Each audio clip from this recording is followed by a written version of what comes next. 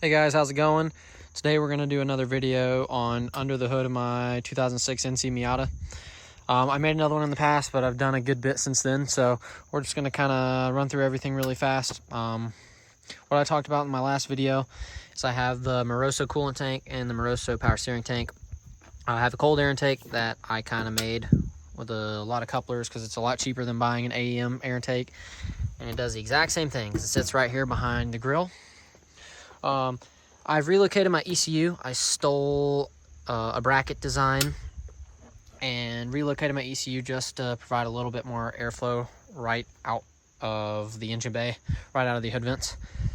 I did put some silicone hoses on the car. I got HPS silicone hoses, so those should never go bad, ever. Those should outlive me. Got a car.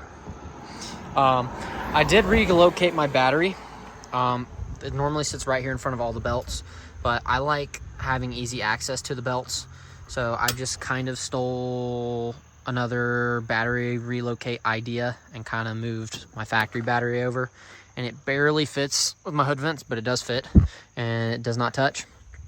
I've also installed the Goodwin Racing 2.0 XL max headers. Those sound phenomenal. Those honestly remind me kind of a Subaru Boxster motor sound at really low RPMs. It just has kind of that Boxer rumble, low RPM, so it sounds really, really good.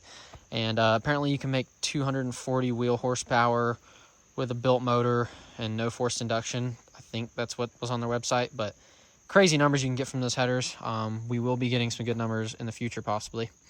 I do have a Cusco strut brace here. Probably going to go with something different in the future, but this does look pretty cool for the time being. I also do have a 2013 motor in my car. The last video I had my stock 2006 motor, so now I have the forged crankshaft and I have the stronger wrist pins and the better valve springs. I also did swap my NC1 intake.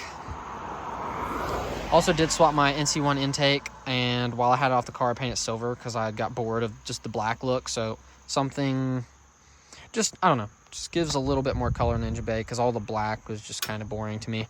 Other than that, we've also done a triple row aluminum radiator, CSF radiator.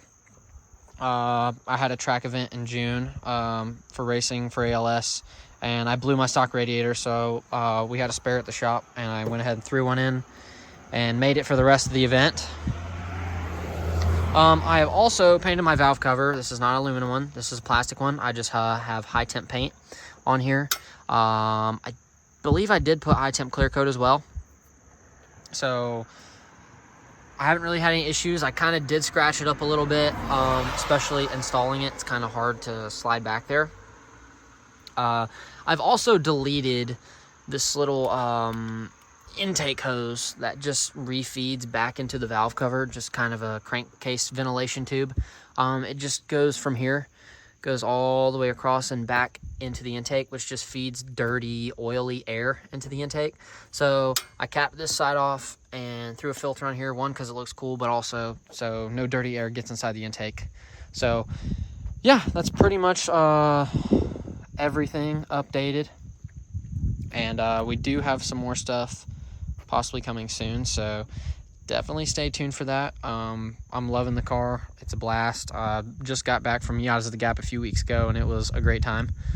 So yeah, I'm really excited to do some more things with this car because it is such a blast to drive, and I think it just looks amazing. So if you guys enjoyed the video, I definitely appreciate you guys watching, and if you have any other engine modifications that you think that I should get or some other things you recommend, just let me know.